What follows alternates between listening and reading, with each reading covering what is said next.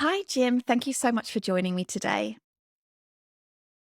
Hey, Bridie. I'm so happy to have you on because you do some really interesting things in the vegan space. And what you do is going to also be what we talk about, what the topic is for today. So, why don't you tell listeners a little bit about what it is that you do in the vegan space, please? Yeah, so thank you so much for having me on. It's amazing to be on your awesome podcast. So I'm Jim. I'm the host of the Bloody Vegans podcast, which Bridie herself was one of my very early guests. Episode 8, we're on 146 now, and it was back in episode 8, I think it was, that you joined me, Bridie. It was awesome to have you. So I host that podcast and also run a company called Bloody Vegans Productions, who essentially make podcasts for other folks. In some cases, holistically, make the complete package, from video to audio to social media posts. And in other cases, just aspects of it. So it might be a transcript for a podcast or the show notes for another podcast. So anything to do with podcasting, including training, if it's under the umbrella of podcasting, I kind of do it. Okay. So, of course, the people that are listening to this, they're obviously into podcasts already. And myself, I was a voracious consumer of podcasts since 2009. In actual fact, it was a podcast way back then that inspired me to go vegan in the first place, which is kind of crazy to think about it now. There were not really many YouTube channels. I mean, was YouTube that popular back then? I don't know. But I was myself a very early adopter of podcasts. And of course, now I have my own podcast, which is something I never thought that I would be doing. And it really has just brought so many wonderful benefits to my life, to my business and networking. So it's just such a cool format. And that's really what we're going to be talking about today, how you can podcast when you're traveling. Yeah, absolutely. I mean, this is one of the things I talk to a lot of people about when I'm, starting out on the journey of their podcast. Is not to be bound by what you think a podcast should be. I think many of us, when we first come to it, we think, well, what it needs to be is like an hour long, and it needs to be an interview format, and that's the only way you can do a podcast. And I really kind of encourage people, and that's what we'll get into. What I really encourage people to think of is it can literally be anything. Like as far as your creativity wants to stretch, a podcast can be 5 minutes of information. It could be a weather report. It could be a travel document, as we're going to talk about here. It could be literally anything that you want it to be in any format, any length, video or audio, neither or either or both, whichever way you want to cut it. You can make it into a podcast. Let's not be bound by what we think podcasts are. Some of the best ones, yeah, absolutely, are interview shows, and they're awesome because we love finding out those personal stories about people. But some of my favourites recently have been scripted comedy. I think, which is a really unique kind of thing, like to have like a almost like a radio play would have been back in the day. But now that being brought into the kind of modern audience through the podcast medium. Mm, yeah, and we document our travels so often when we go away, and whether it's just taking a bazillion of photos and keeping them to ourselves or sharing them on Instagram or Facebook or whatever it is.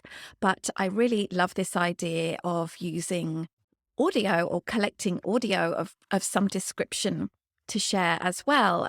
It's because I don't know about you, but sound really evokes memories, it evokes inspiration. I would say that audio plays as much a bigger part in my travel experience than the visual side of it. Absolutely. We like you say, we're often really drawn to the visual. If you think about like Instagram, our Instagrams are filled with our amazing vistas from our holidays and the food we ate when we were there and this kind of thing. And one of the areas that we often just don't capture or sometimes can't capture or maybe don't think we can capture is the audio, the sounds in that restaurant, the sounds of that waterfall maybe that you were looking out into, maybe the sound of a rainforest that you walked through on a particular day, or a woodland. There's so many different things that you can kind of capture, as well as like your reflections on those things that you're seeing. Perhaps the conversation between you and a travel partner when you're away. Those kind of things. Like, those are unique moments that happen once, and we're so comfortable with, like, they just disappear, and the only thing we're going to have left from this holiday is our photo. Mm. Well, maybe that's not the case. Maybe you could capture that conversation in that restaurant and be transported right back there 20 years later, when you're listening to yourselves and your thoughts and feelings about the trip.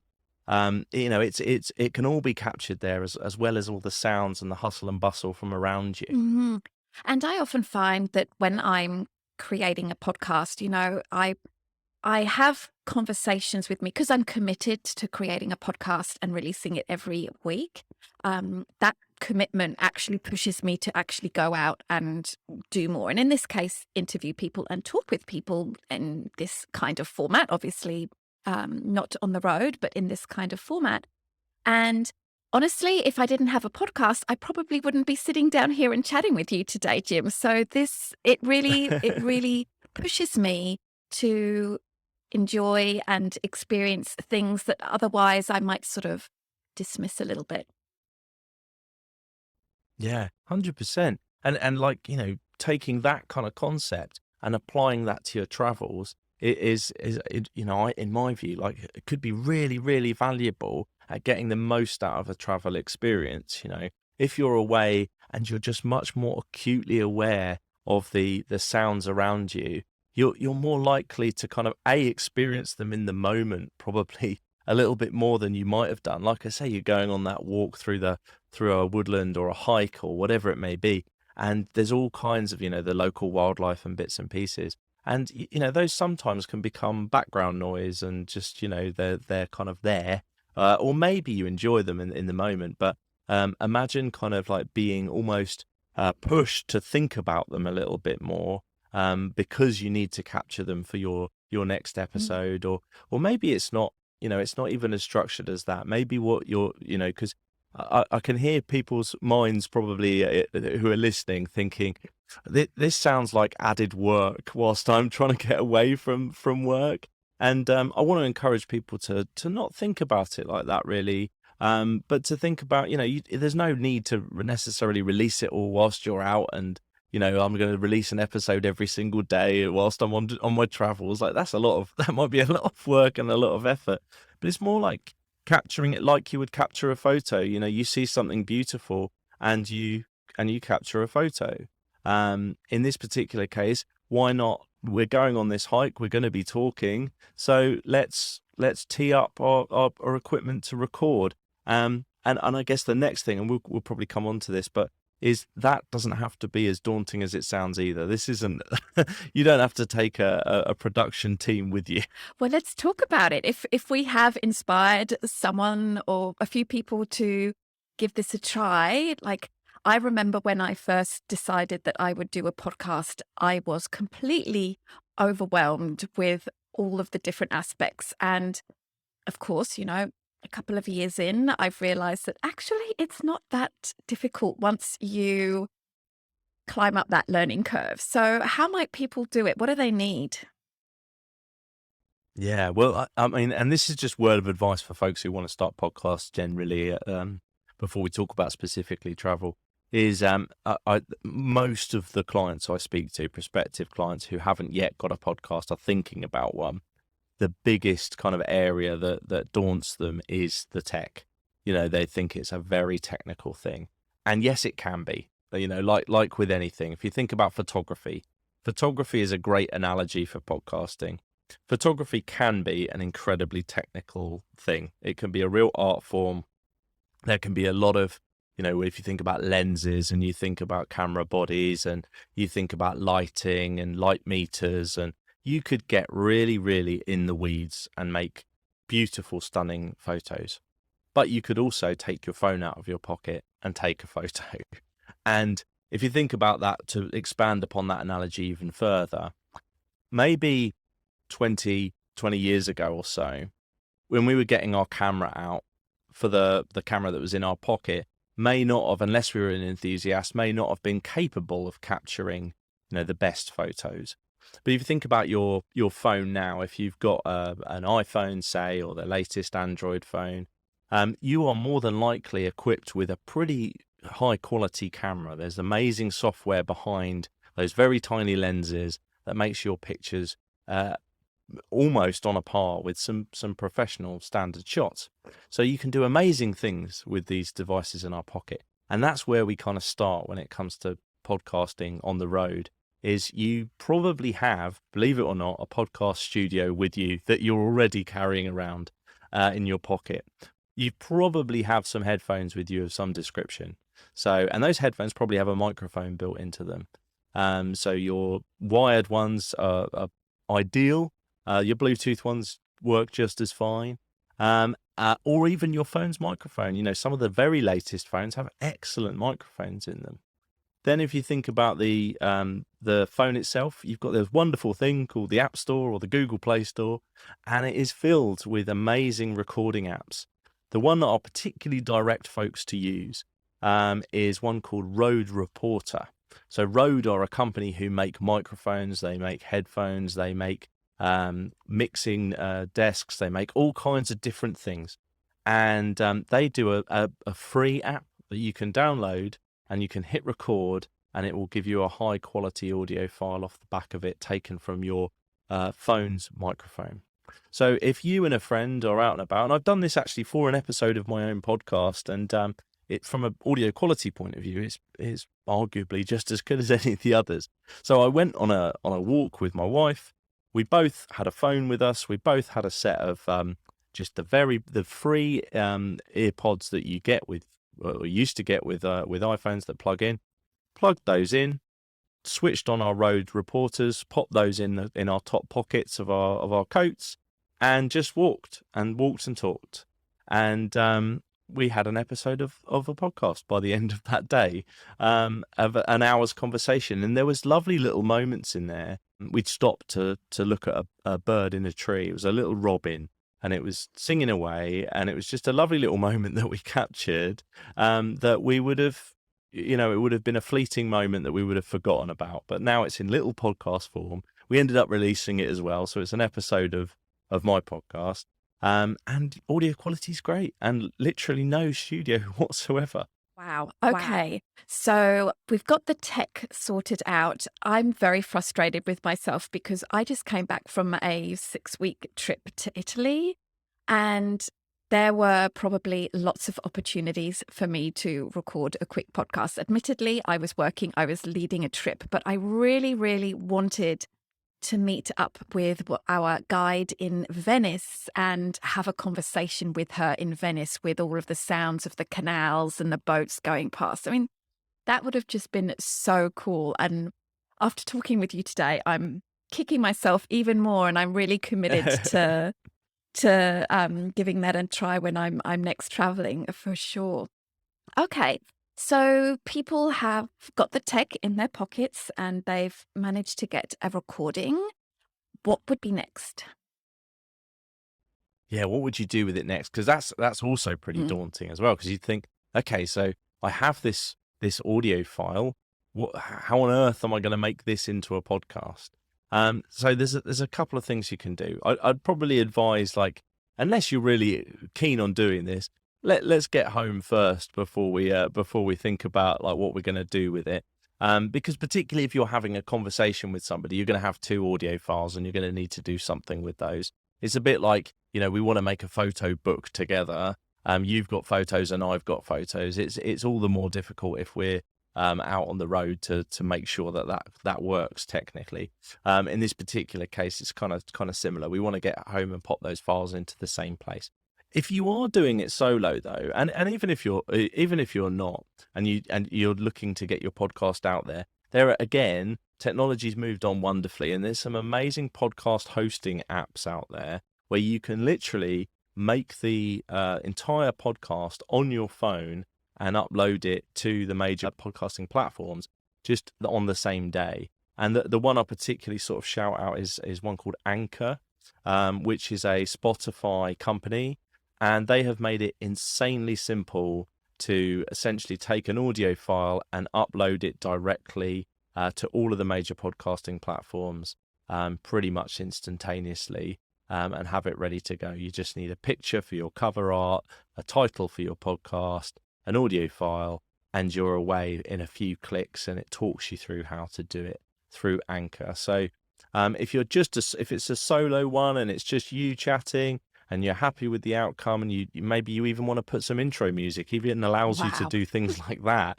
Yeah, it's incredible. Then just download Anchor and you're away. So that really those two apps, you could have a podcast up on some of the major platforms this afternoon, with those two apps, Road Reporter and Anchor, which is incredible to think.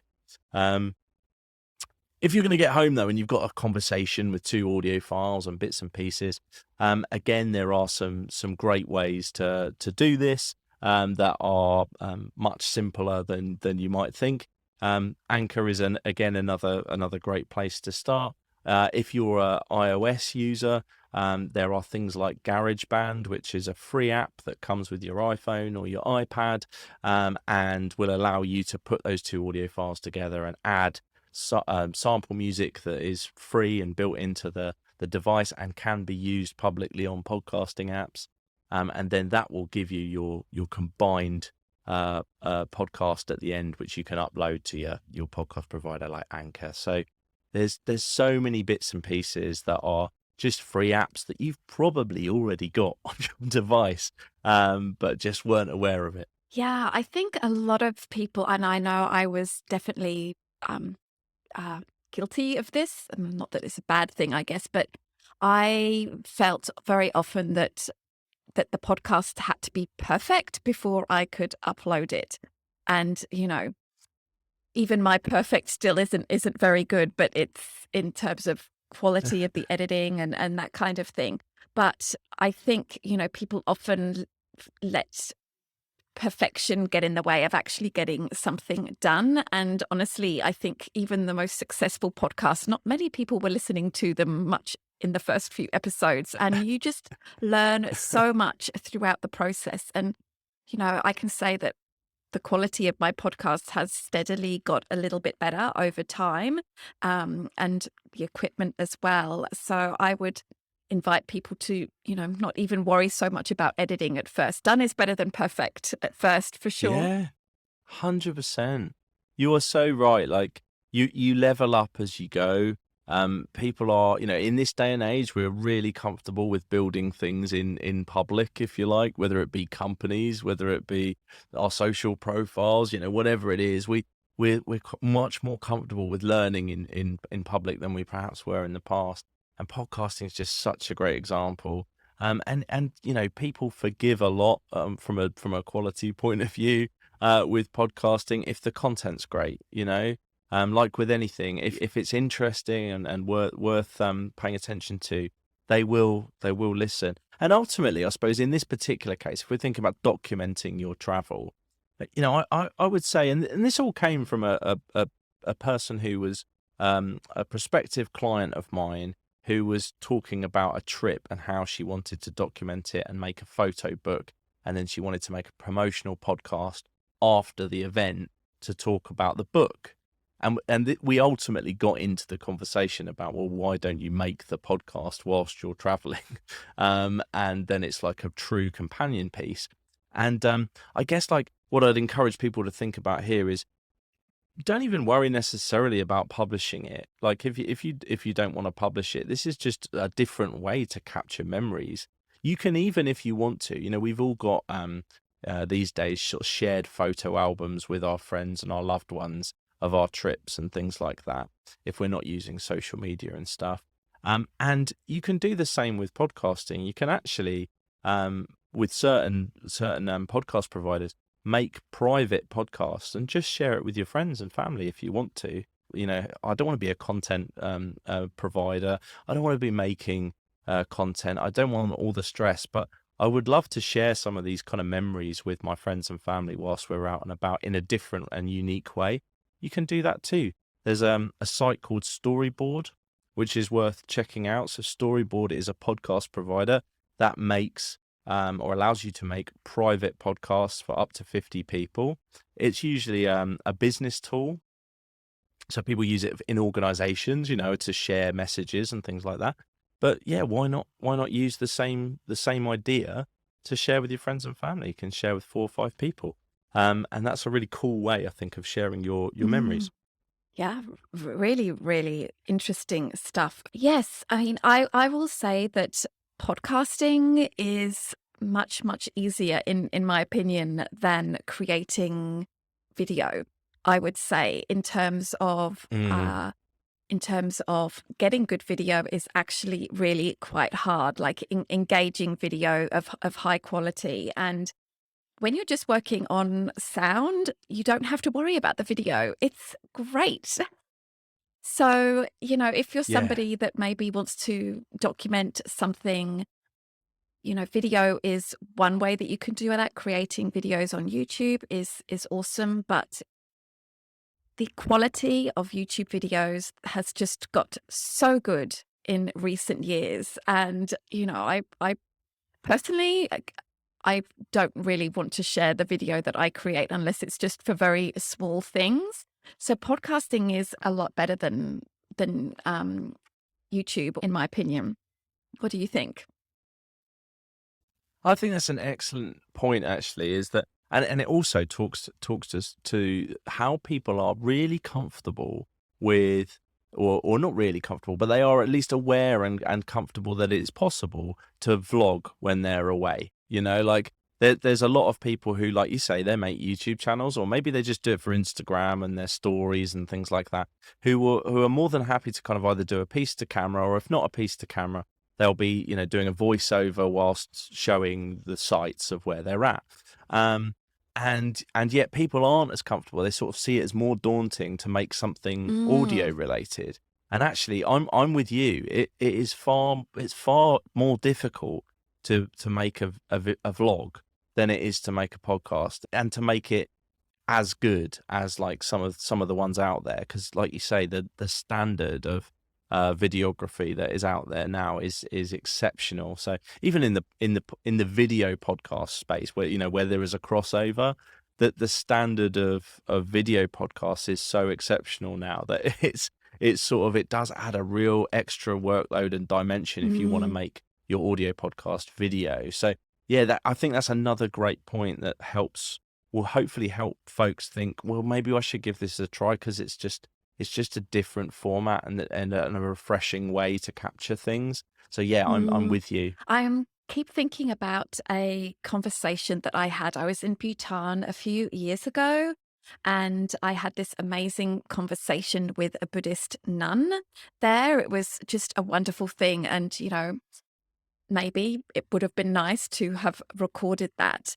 And Mm, there's something much less intrusive about a microphone when there's no pressure of a video in there as well. People are very self-conscious about the way they look, and even if they were to agree to being videoed, they might monitor how they answer, how they stand, all of those things, because they're very aware that they're being videoed. And of course, we're our own worst critics when it comes to our appearance and how we're coming across. Whereas there's something a lot less scary about a microphone only. yeah, 100%. No, I think that the thought that's just triggered in me is like, if we think about like a pandemic life, we'd all got comfortable, or comfortable-ish, with video calls and Zoom and things like this. But I do remember, like, there was always a sense, like with work calls and things like that, that if the record button was hit on a video call, for we wanted to make this, usable for folks later who missed the call, then everybody did sort of modify their behavior slightly, and everyone's just a little bit more on edge, probably looking at their own camera to check everything's all right, rather than being really present in the conversation. I think you're so right that's another kind of key factor in it. Interesting point. You've made me think about my own podcast, because I used to do audio only, like as you'll know, like back in the day. And in the last probably 70, 80 episodes, I've gone into video. And I wonder, I haven't done this yet, but I wonder if I listen to the sort of the first 70 odd podcasts and then the more recent 70 odd podcasts, is there a difference in the conversation? Are people a little Mm, bit more guarded maybe when there's a video? It's mm. fascinating. One for me to think about, but I think you're right. And in this context, just another great sort of Mm. selling point, if you like, for why not make an audio diary? You know, even if the word podcast scares you a little bit, why not make an audio diary of your I am travels? so inspired right now. I'm so inspired. Okay. So people are thinking perhaps they might like to give this a try. They've given it a try. It's going quite well. Family members are giving some really great feedback. Maybe some people are starting to listen. You're really enjoying the process. Maybe you want to up level your game a little bit. So how might people do that? Mm.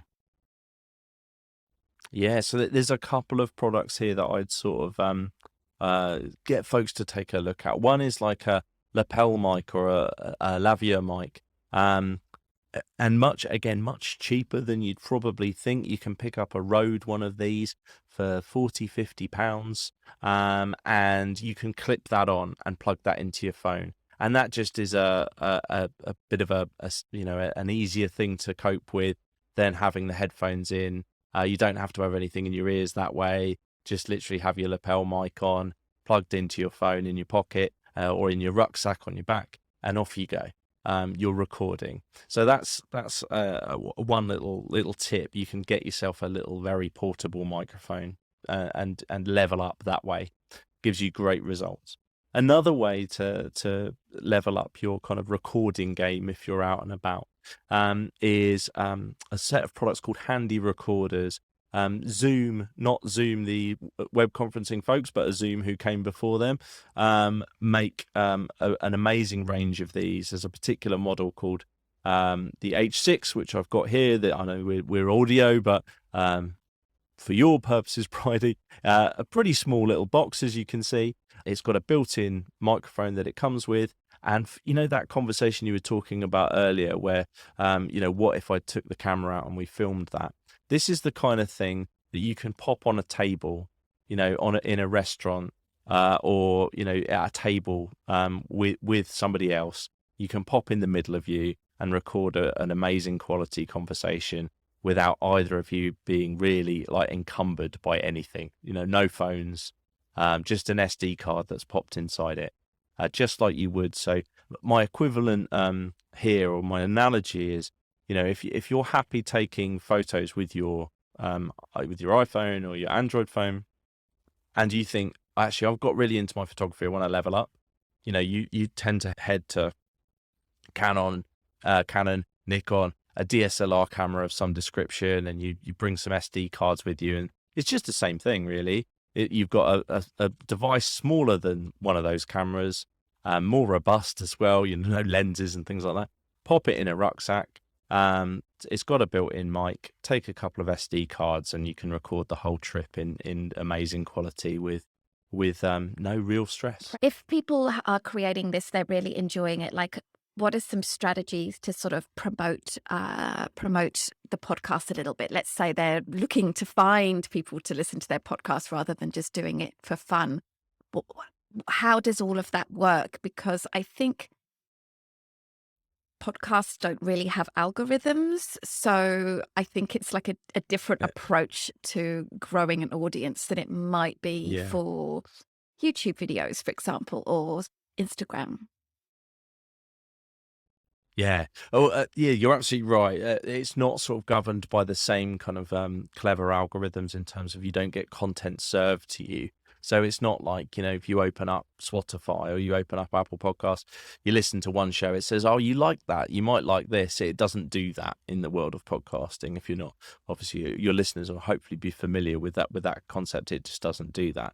So if you think about how you find most of your podcasts, like that's a really good starting place for planning out like any kind of marketing strategy with podcasts. Is how did you find your favorite shows? And inevitably, the way that it's about 40% of people find their favorite podcast is purely by searching a term that happened to have been in the title of a podcast, that they then listened to an episode and then they liked that, so they stuck with it. So search terms are kind of key. So if for example, your podcast is all about Thailand, and your adventures in Thailand, then be really clear with town or city names in Thailand in the titles of episodes.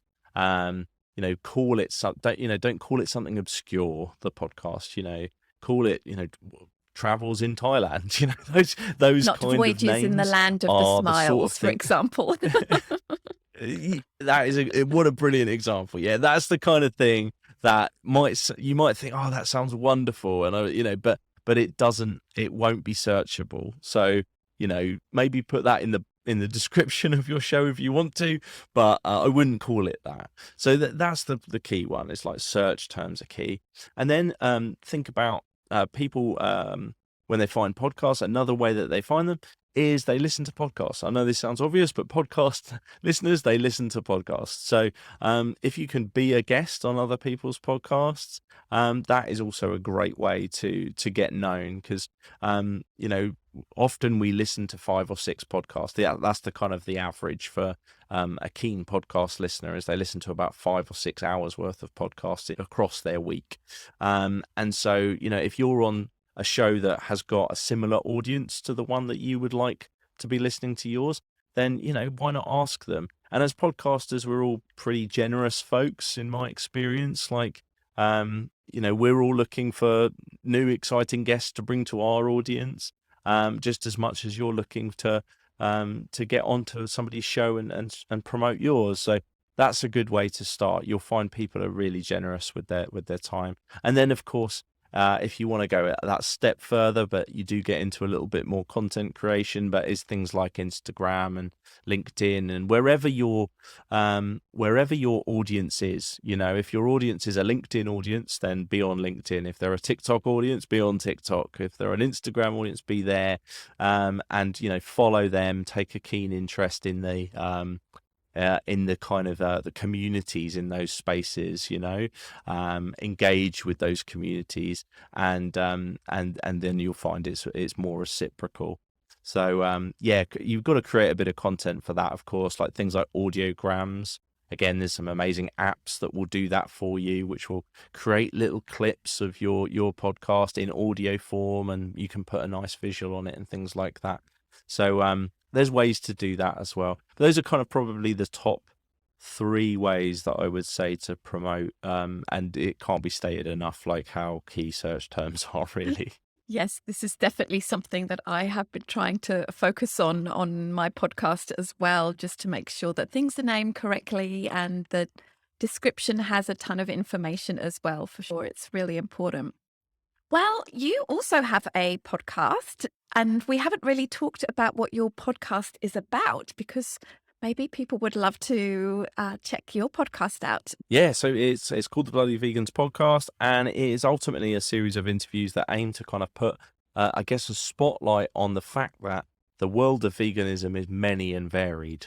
There are people with hugely diverse sets of interests from different backgrounds, different walks of life, different ways of doing things, completely different definitions of what they would deem to be activism, all kinds of different things. And it is essentially letting those conversations kind of come to light, if you like, busting some of the kind of the myths and legends, the stereotypes about who vegans are. I think that's kind of the premise of the show. So we've had all kinds of different folks on, from the intersectional feminist authors like Carol J. Adams through to the founder of Sea Shepherd, Captain Paul Watson, direct BAFTA-winning directors, you name it, all kinds of different folks, through to people who are trying. I had somebody on recently, actually. It hasn't come out yet; it comes out next week.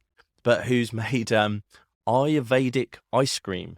Like I'd never heard of such a thing, and just that kind of thing. Like people coming up with really unique ways to spread the word of veganism, talk about veganism, share their passions, and that's kind of what it does. So it's sort of 40 minutes to an hour long conversations. I usually start with like, how did people get into veganism in the first place? Because I'm always kind of fascinated. Everyone's story is so different about their journey, and it's interesting listening to their kind of recollections of what that journey was like and what that period was like, especially with the benefit of hindsight. And then they talk about, you know, whatever else is going on in their world right now, which is always fascinating. So I love it. I love talking to folks. For me, like, if no one Mm. listened to it, I'd still do it. I just Yeah, love the I conversations. agree. Podcasting really has added a lot to my life in terms of getting me talking to people and improving my tech skills, and it's just a really great thing. I wholeheartedly recommend it for sure. So I'm sure that people are inspired to think about podcast creation rather than just podcast consumption. Jim, would you mind letting the listeners know how they might find you, reach you, and engage with your podcast and what it is that you do? Sure. So yeah, search for Bloody Vegans pretty much anywhere you like, and you'll find the podcast. So on your podcast provider of choice, you can also watch it on YouTube if you'd prefer to watch the interviews. You can do that too. You can find me on Instagram in the same place, Bloody Vegans Podcast or Bloody Vegans Productions. And on that note, there's the two websites which are worth checking out as well. So bloodyveganspodcast.co.uk if you want to know about the podcast itself, and Bloody Vegans Productions .com if you are interested in learning more about podcasting. There's also courses on there which are quite cool as well. So you can book yourself on a little training session, 1-to-1. They're £25, and you can learn a bit more on a bespoke Amazing. basis. Brilliant. Thank you so much for joining me today, Jim. Thank you, Bride. It's been a pleasure.